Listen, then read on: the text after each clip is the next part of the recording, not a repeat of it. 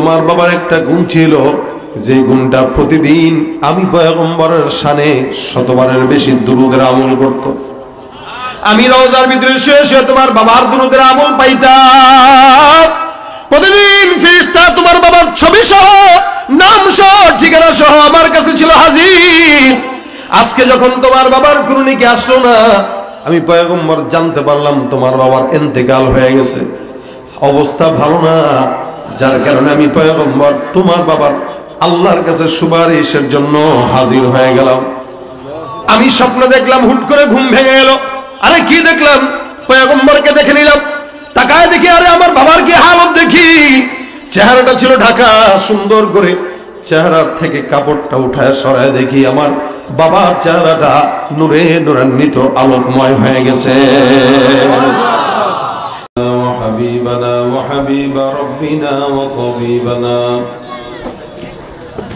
وطبيب قلوبنا ومولانا محمدا عبده ورسوله صلى الله عليه وعلى آله وأصحابه وبارك وسلم تسليما كثيرا كثيرا. الذي أرسله الله تعالى بالحق بشيرا ونذيرا وداعيا إلى الله بإذنه وسراجا منيرا. أما بعد فأعوذ بالله من الشيطان الرجيم. بسم الله الرحمن الرحيم. إن الله وملائكته يصلون على النبي يا أيها الذين آمنوا صلوا عليه وسلموا تسليما.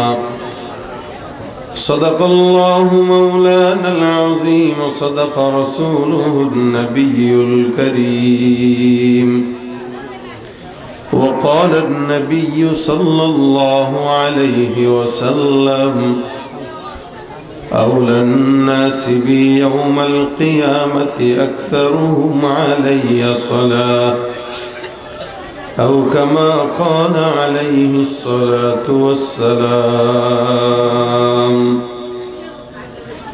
وقال تعالى إن الله وملائكته يصلون على النبي يا أيها الذين آمنوا صلوا عليه وسلموا تسليما. اللهم صل على محمد وعلى آل محمد كما صليت على إبراهيم وعلى آل إبراهيم إنك حميد مجيد. اللهم بارك على محمد وعلى آل محمد كما باركت على إبراهيم وعلى آل إبراهيم إنك حميد مجيد. الحمد لله.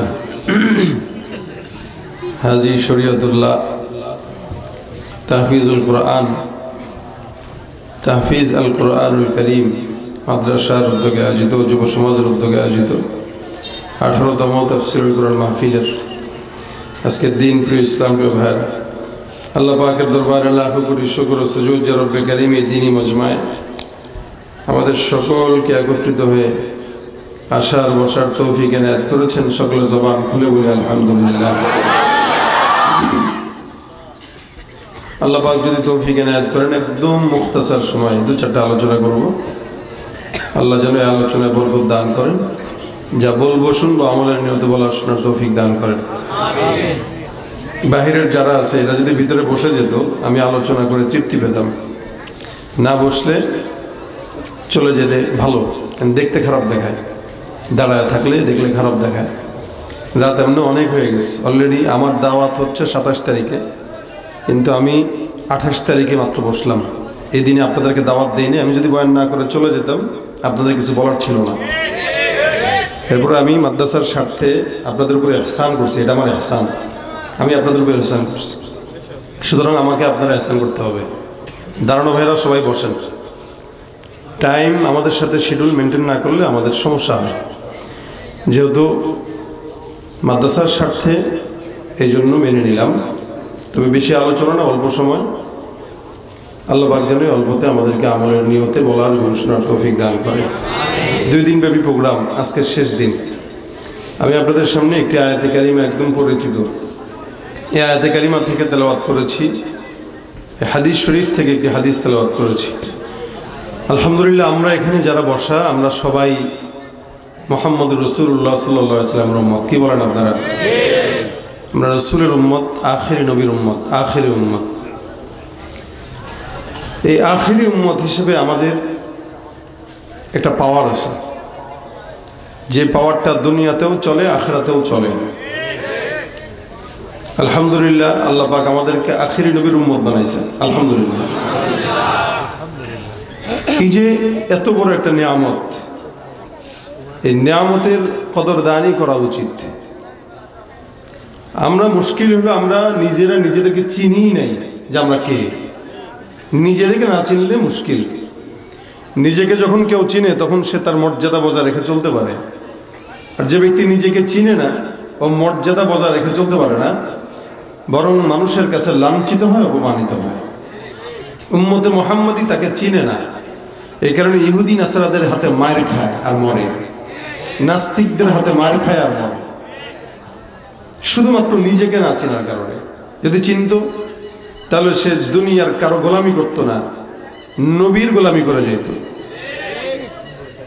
এটা হচ্ছে আমাদেরকে আল্লাহ পাক রব্বুল আলামিন রাসূলের উম্মত বানিয়েছেন, দাম দিয়েছেন, ফজিলত দিয়েছেন। সেই দিক থেকে আখির নবীর উম্মত হিসেবে আরো একবার বলেন আলহামদুলিল্লাহ। আপনাদের সকালবেলা কাজকর্ম আছে, তাই না? কাজকর্ম আছে। তো রাতটা আলহামদুলিল্লাহ বড়ই আছে কিছুটা। ফজরের নামাজ তো মোটামুটি 6টার পরেই জামাত দাঁড়ায়। পড়বেন তো ইনশাআল্লাহ ফজরের জামাত? ইনশাআল্লাহ। ইচ্ছা আছে তো, নিয়ত আছে সবার? তাহলে হবে কি, তাহলে কমিটির কোনো গুনাহ হবে না। আর যদি কমিটির কারণে, আমাদের কারণে আপনাদের ফজর মিস হয়, তাহলে এটা দায়বদ্ধতা আমাদের। তো সুতরাং নিয়ত করবেন, বাসায় যখনই যাই, যখনই ঘুমাই, ফজরের নামাজ পড়বো ইনশাআল্লাহ। আল্লাহ পাক ফজরের নামাজটাও পড়ার তৌফিক দান করুন। আলহামদুলিল্লাহ, আপনাদের সাথে বেশ কিছুদিন আগে একবার দেখা হয়েছিল, ডিসেম্বরে, 16 ডিসেম্বর, হাবিব বিন মাহমুদ সাহেবের মাদ্রাসায়। আজকেও হাবিব বিন মাহমুদের অনুরোধে আপনাদের এখানে আবার আপনাদের সাথে দেখা হয়েছে। তো মোটামুটি পাশাপাশি জায়গায়। সেদিনও আপনারা শুনেছেন, আজকেও শুনবেন। কথা আমরা একই কথা বলি। আগের যিনি গেছেন উনিও কোরআন হাদিস থেকেই শুনেছেন, আমিও কোরআন হাদিস থেকে কিছু কথা, বুজুর্গদের জবানের নকল কিছু কথা বলবো আপনাদেরকে। কথা আমাদের সবই জানা, মুশকিল হলো আমরা মানি না। জানে না কে? সবাই কম বেশ জানে। বেসিক জিনিস নামাজ, রোজা, হজ, যাকাত, এগুলো যে করা লাগবে, এমন কেউ আছেন যে জানেন না যেগুলো ফরজ? নামাজ ফরজ, এটা জানেন তো সবাই? জানেন। মুশকিল হলো মানে না। আমাদের দেশের জুমার নামাজের চিত্র দেখলে মনে হয় বাংলাদেশে মুসলমান ভরা, আর ফজরের চিত্র দেখলে মনে হয় দেশে নাস্তিক ভরা। একজনও মসজিদে যায় না ঠিক মতো। 4-5 জন শুধু কোনো মতে মসজিদে যায় ফজর পড়ার জন্য, তাও মুরব্বীরা যাদের হায়াত শেষের দিকে। জুমার রাতেও ঘুমায়, আর জুমার দিন আরে বাপরে বাপ, 5তলা বিল্ডিং ভরে যায়, রাস্তায় জায়গা হয় না। এই মুসলমানগুলো ফজরের সময় থাকে কোথায়? যেহেতু ফজর পড়ে না, রাসূলের কথা অনুযায়ী এগুলো সব হলো মুনাফিক। রাসূল বলেন, মুনাফিক চিনার জন্য দেখবা ফজর আছে কিনা আর এশা আছে কিনা। যার এশা নাই, ফজর নাই, সে কি? বলেন কি? চিন্তা করেন, আমরা কি আসলে মুমিনের খাতায় নাকি মুনাফিকের খাতায়? যার ফজর নাই, এশা নাই, সে মুনাফিকের খাতায়। আর যার ফজর আছে, এশা পর্যন্ত সব আছে, সে মুমিনের খাতায়। আলহামদুলিল্লাহ। এজন্য জানবো, শুনবো, মানবো, জানবো, শুনবো, মানবো। আল্লাহ পাক মানার তৌফিক দান করুন। আল্লাহ পাক রব্বুল আলামিন নবী করিম সাল্লাল্লাহু আলাইহি ওয়াসাল্লামকে আমাদেরকে দিয়েছেন অনেক মর্যাদাবান নবী। এটা রজব মাস চলতেছে, এই মাসে আল্লাহ পাক রাসূল করিম সাল্লাল্লাহু আলাইহি ওয়াসাল্লামকে আল্লাহ পাকের কাছে মেহমান হিসেবে নিয়ে গেছেন। মেরাজের জন্য আল্লাহ পাক নিয়ে গেছেন। কাফের বেঈমানেরা রাসূল যখন মেরাজ করে আসলো ফজরের আগ মুহূর্তে, আবু জাহেল, উতবা সাহেবা এরা কানে খবর চলে গেছে যে নবী নাকি অল্প সময়ের ব্যবধানে গোটা আসমান জমিন, সাত আসমান সাত জমিন, জান্নাত জাহান্নাম সব দেখছে। তা আবু জাহেল, উতবা সাহেব এরা বলতেছে, পাগলের মতো আলাপ মানে, অত সোজা কেমনে দেখলো? মসজিদে আকসা দেখছে বলে। হ্যাঁ, দেখি মোহাম্মদ বলো তো মসজিদে আকসার দরজা কয়টা? প্রশ্ন করা শুরু করছে, মানে বাজায় দেখতেছে। আচ্ছা, ও যে জিজ্ঞাসা করলো মসজিদে আকসার দরজা কয়টা, ও জানেনি, আন্দাজে জিজ্ঞাসা, মানে ঠেকানোর জন্য আর কি। আল্লাহ নবী সাল্লাল্লাহু আলাইহি ওয়াসাল্লাম তো মেরাজে গেছেন। আল্লাহ পাক মসজিদুল আকসা থেকে, বাইতুল হারাম থেকে নিয়ে মসজিদুল আকসা পর্যন্ত নিয়ে গেছেন। ওখান থেকে তারপরে ঊর্ধ্ব আসমানে নিয়ে গেছেন। নবী তো নামাজ পড়ছেন ওখানে, নবী তো আর জানলা গুনতে যান নাই। আপনারা মসজিদে যান কি ফ্যান গুনতে?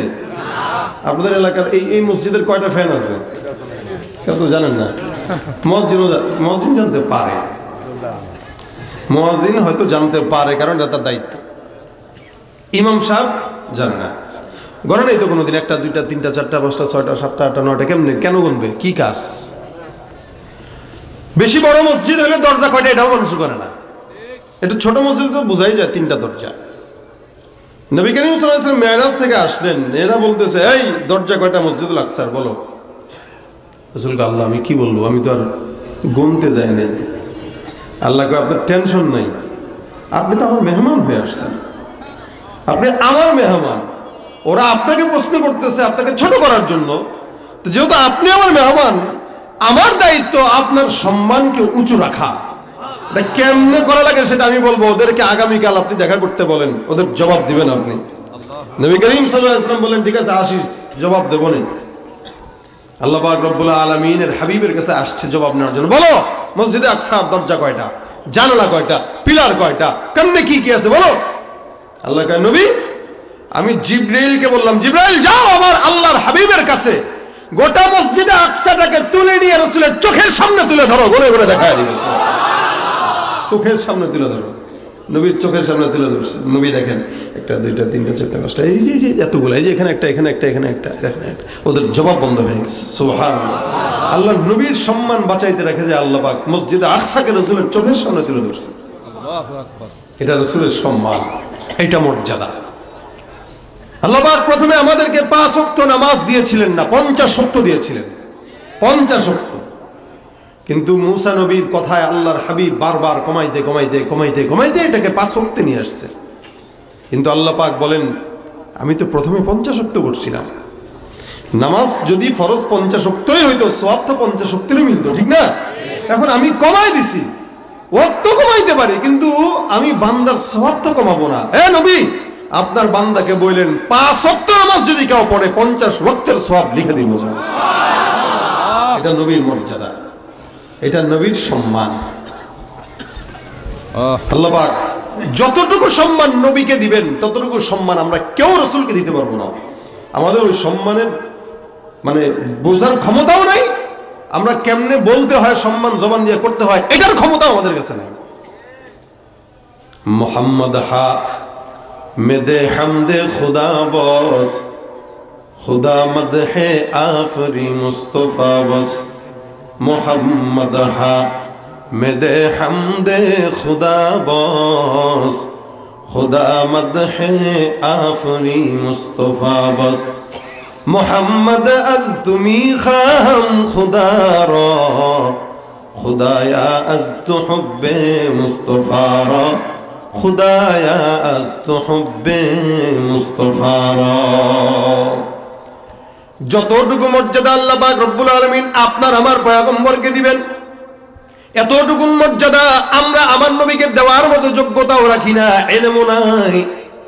আল্লাহ পাক ডাক দিয়া বলেন, শুধু আমি একা আমার পয়গম্বরকে মর্যাদা দেই নাই, ইন্নাল্লাহা ওয়া মালাইকাতাহু ইউসাল্লুনা আলান নবী ইয়া আইয়ুহাল্লাযীনা আমানু সাল্লু আলাইহি ওয়া সাল্লিমু তাসলিমা। আমার আল্লাহ ডাক দেয়া কয়, নবী, জমিনের ভিতরে যতগুলো বান্দা আছে, আল্লাহর ফেরেশতারা আছে, মাখলুকাত আছে, সমস্ত মাখলুকাতের একটাই কাজ পয়গম্বরের প্রশংসা করা। হে মুসলমান, আল্লাহ কয় আমি আল্লাহ একা নয়, গোটা আসমান জমিনের ফেরেশতারাও আমার পয়গম্বরের প্রশংসা গায়, আমার পয়গম্বরের নামে রহমত পাঠায়, দুরূদ পাঠায়, সালাম পৌঁছায়। ইন্নাল্লাহা ওয়া মালাইকাতাহু, নবী করিম সাল্লাল্লাহু আলাইহি ওয়াসাল্লাম বলে, আসমানগুলোতে এমন হালত, এক একটা আসমানের বাহিরে 4 আঙ্গুল পরিমাণ কোনো জায়গা নেই যে জায়গা খালি আছে, অর্থাৎ প্রত্যেকটা জায়গায় আল্লাহর ফেরেশতারা নিযুক্ত আছে। 4 আঙ্গুল পরিমাণ জায়গা পর্যন্ত খালি নাই, সারা জায়গায় ফেরেশতা। আল্লাহ পাক রব্বুল আলামিন কয়, সমস্ত ফেরেশতারা মিলে আমি আল্লাহর নবীর প্রশংসা গায়, আল্লাহর পয়গম্বরের কাছে দরুদ ও সালাম পৌঁছায়। ফেরেশতা কতজন কল্পনাও করতে পারবেন না। তার মানে রাসূল বলেন, আসমানগুলোতে 4 আঙ্গুল পরিমাণ জায়গা খালি নেই, সব জায়গায় ফেরেশতারা বসা। চিন্তা করেন কত বড় আসমান, এক একটা আসমানের পুরুত্ব, প্রথম আসমানের পুরুত্ব আল্লাহ রাসূল সাল্লাল্লাহু আলাইহি ওয়াসাল্লাম বলেন, প্রথম আসমানের যে মোটা আসমানের যে ছাদটা আছে, ওই ছাদটার এই পৌরত্বটাও হইল 50,000 বছরের রাস্তা। ওই আসমান থেকে নিয়ে পরের আসমান পর্যন্ত আবার 50,000 বছরের রাস্তা, মানে 500 বছরের রাস্তা। দ্বিতীয় আসমানে যে আবার ওই দ্বিতীয় আসমানের মোটাটা হইল 500 বছর। এমন করে করে সপ্তম আসমান পর্যন্ত নবী বলেন একটা জায়গাতেও 4 আঙ্গুল পরিমাণ জায়গা খালি নাই। সব ফেরেশতারা এই যে বাইতুল্লাহ আছে, বাইতুল্লাহ আল্লাহর ঘর, এই জায়গায় বান্দারা তওয়াফ করে, জমিনের সব বান্দারা তওয়াফ করে, কোনো বাধা নিষেধ নাই, যতবার মন চায় ততবার তওয়াফ করবে। 1 বার 2 বার 3 বার 4 বার 5 বার 10 বার কোনো বান্দার এটা নিয়ে বিধি নিষেধ নাই, এই বান্দা এতবার করতে পারবে, এরপরে আর পারবে না। আল্লাহ নবী ডাক দেয়া কয়, বাইতুল্লাহ ঠিক বরাবর উপরে একটা ঘর বাইতুল মামুর, ওই বাইতুল মামুরটা আসমানের ফেরেশতারা তওয়াফ করে, নিচে আল্লাহর বান্দারা তওয়াফ করে, উপরে আসমানের ফেরেশতারা তওয়াফ করে। নবী ডাক দেয়া কয়, জমিনের এই বান্দারা তওয়াফ করে, উপরে আমার মাওলা আসমানের ফেরেশতারা তার তওয়াফ করে। কোন একদল ফেরেশতা যখন তওয়াফ করে, একটা দলের ভিতরে 70,000 ফেরেশতা তওয়াফ করে। কোন ফেরেশতা একবার তওয়াফ করার পর দ্বিতীয়বার কোনো সুযোগ পায় না। কোটি কোটি কোটি কোটি ফেরেশতা আল্লাহ পাক রব্বুল আলামিন দিয়ে রাখছেন। আমার আল্লাহ ডাক দেয়া কয়, ইন্নাল্লাহা ওয়া মালাইকাতাহু ইউসাল্লুনা আলান নবী, নিশ্চয় আল্লাহ আর আল্লাহর সমস্ত ফেরেশতা ওই পয়গম্বরের নামের উপরে রহমত প্রেরণ করে, আল্লাহ নবীর কাছে দুরূদ ও সালাম প্রেরণ করে। এ ঈমানদার, তোমাদেরকে আমি আল্লাহ বললাম, ইয়া আইয়ুহাল্লাযীনা আমানু সাল্লু আলাইহি ওয়া সাল্লিমু তাসলিমা। হে ঈমানদাররা, তোমরা ওই পয়গম্বরের উপরে দুরূদের সালাম পৌঁছাও, রহমত প্রেরণ করো। এমন বড় একটা ফজিলতপূর্ণ আমল নবী করিম সাল্লাল্লাহু আলাইহি ওয়াসাল্লাম বলে, কেউ যদি জান্নাতে আমি নবীর সঙ্গে থাকতে চায়, চান তো ইনশাআল্লাহ? আর কারা চাই হাত তুলে দেখায়। আল্লাহু আকবার। আল্লাহ কবুল করুক, বলেন আমিন। আল্লাহর নবী বলেন, কেউ যদি জান্নাতে আমার পাশের ঘরে থাকতে চায়, ডানে থাকতে চায়, বামে থাকতে চায়, সামনে থাকতে চায়, পিছনে থাকতে চায়, আমি পয়গম্বর বললাম, আউলান নাসি বিয়াউমাল কিয়ামাতি আকসারুহুম আলাইয়া সালাহ। জমিনের মধ্যে কোন বান্দা যত বেশি আমার উপরে দুরূদের আমল করবে, ওই বান্দা জান্নাতে তত বেশি আমি রাসূলের সঙ্গে থাকবে। ভাইরা আমার, আল্লাহ পাক রব্বুল আলামিনের হাবিব বলেন, দুরূদটা এত বড় ফজিলতপূর্ণ। নবী করিম সাল্লাল্লাহু আলাইহি ওয়াসাল্লাম মিম্বরে পা দিতেছে, জিবরাইল কি জানি বলল, নবী কয় আমিন আমিন আমিন। ফেরেশতারা ডাক দেয়া কয়, ইয়া রাসূলুল্লাহ, প্রথমবার পাড়া দেওয়ার সময় মেম্বারে বললেন আমিন, দ্বিতীয়বার বললেন আমিন, তৃতীয়বার বললেন আমিন। এই তিনবারের একবার নবী বলেন কেউ যদি আমার নাম শুনলো দুরূদ পড়লো না, জিবরিল আমিন বলল তার উপরে আল্লাহর ধ্বংস হোক, আর আমি নবী বললাম আমিন। তার মানে কেউ যদি আমার নাম শোনার পর দুরূদ না পড়ে, আল্লাহর নবী তার উপরে বদদোয়ার জন্য আমিন বলেছেন। এই জন্য নামাজে অথবা আযানের ভিতরে অথবা অন্য কোনো সময় পয়গম্বরের নাম শোনার সঙ্গে সঙ্গে জবান দিয়া কি বলতে হয়? সাল্লাল্লাহু আলাইহি ওয়াসাল্লাম। এই যে বলছেন আল্লাহর হাবিব বলেন, মান সাল্লা আলাইয়া সালাতান ওয়াহিদাতান সাল্লাল্লাহু আলাইহি আশারা, একবার দুরূদ যদি পড়ো আমার আল্লাহ 10 বার রহমত নাজিল করে দিবেন। এ ভাইরা আমার, জমিনের মধ্যে আল্লাহ পাক বান্দাকে এত ফজিলতপূর্ণ আমল দিয়েছেন।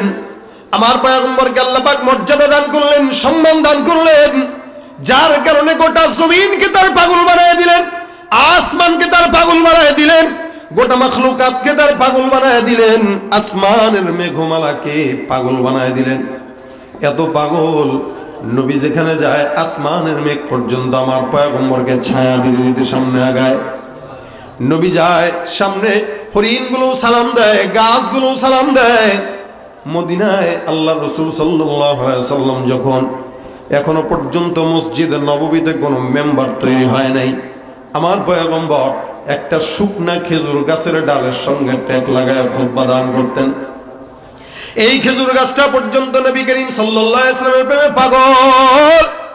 নবী আমার এই খুতবাটা দেওয়ার সময় ট্যাগ লাগায় খুতবা দিতেন।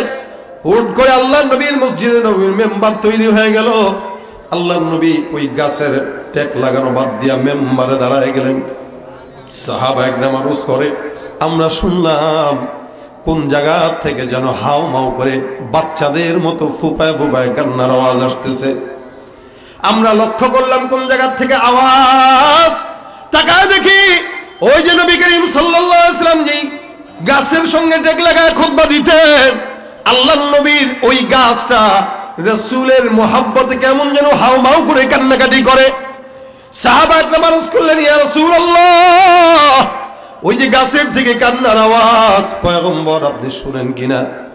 নবী আমার গাছের সামনে দাঁড়ায়া গাছের গায়ের ভিতরে হাত দিয়া বলতেছে, গাছ তুই কান্না করিস না।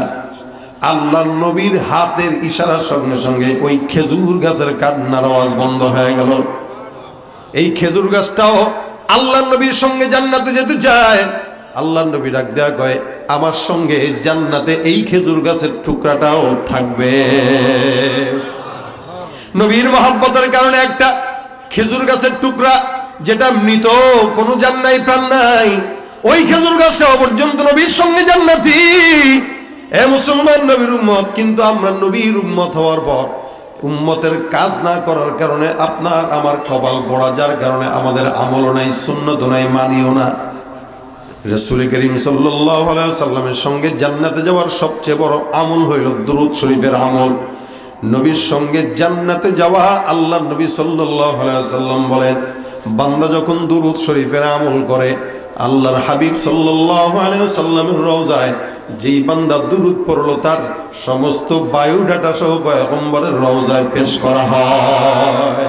নবী যে দেখেন আইডি কার্ড নিয়ে আসলাম, এই যে চেহারা, এই যে নাম, এই যে বাবার নাম, এই যে ঠিকানা, আপনার উপরে 100 বার দুরূদ পড়ছে রাসূল, আপনি গ্রহণ করেন। নবী ডাক দেয়া, আমি কবরের ভিতরে বসে বসে শুয়ে শুয়ে পাই, ওই রওজার ভিতরে শুয়ে শুয়ে পাই, এলাকার থেকে অমুক ব্যক্তি বাবার নাম এইটা, মায়ের নাম এইটা, ওই এলাকার থেকে নারায়ণগঞ্জের ওই মুখ এলাকা থেকে আমার কাছে পাঠাইছে। কিয়ামতের ময়দানে আল্লাহ নবী ডাক দেয়া কবে, ফেরেশতারা, এ বান্দারা, ওই কোটি কোটি কোটি কোটি উম্মত, সমস্ত উম্মতের মধ্যে ওই যে পিছনে দেখা যায় চেহারাটা উজ্জ্বল হয়ে আছে, এই বান্দাটা আমি নবীকে ভুলে নাই, আমি আজকে কিয়ামতের ময়দানে ভুলবো না, ওকে আমি নবীর পাশে জান্নাতে ঘর দিয়া দাও। দুরূদের বরকতে আল্লাহর নবী বান্দাকে সুপারিশ করবে। বহুত বড় একজন বুজুর্গ হযরত শিবলি রাহমাতুল্লাহি আলাইহি, উনি উনার ঘটনা বর্ণনা করে, আমি একবার হজের সফরে গেলাম। হজের সফরে যাওয়ার পর একটা যুবককে বারবার দেখলাম। যুবকটা বাইতুল্লাহ তাওয়াফ করে আর একটা কথা, একটা দুরূদ। যুবকটা সাফা মারওয়া সাই করে আর একটাই আমল। যেখানেই যাই আমি যুবকটাকে দেখলাম, সব জায়গাতে একটা আমল। আমলটা কি? আল্লাহুম্মা সাল্লি আলা মুহাম্মদ, আল্লাহুম্মা সাল্লি আলা মুহাম্মদ, আল্লাহুম্মা সাল্লি আলা মুহাম্মদ। এক এক সময় এক এক রকমের দুরূদ যুবক তার জবান দিয়ে পাঠ করে। বাইতুল্লাহ তাওয়াফ করতেছি, ওখানেও পাঠ করে। সাফা মারওয়া সাই করতেছি, সেখানেও পাঠ করে। যেখানেই যায় যুবকটা কেবল জবানের ভিতরে আল্লাহর নবীর দুরূদ। তাওয়াফ শেষে সাই শেষে আমি যুবককে বললাম, যুবক ব্যাপারটা বুঝলাম না, বারবার তুমি একই আমল করো। আল্লাহ পাক তো বাইতুল্লাহ তাওয়াফরত অবস্থায় যা দোয়া করবে বান্দার সব দোয়া কবুল করবেন। নবী করিম সাল্লাল্লাহু আলাইহি ওয়াসাল্লাম বলেন, কেউ যদি আল্লাহর ঘর বাইতুল্লাহ তাওয়াফ করে, ওই বান্দা নিষ্পাপ বাচ্চার মতো, একদম বান্দা নিষ্পাপ হয়ে যায়, আর কোনো গুনাহ থাকে না।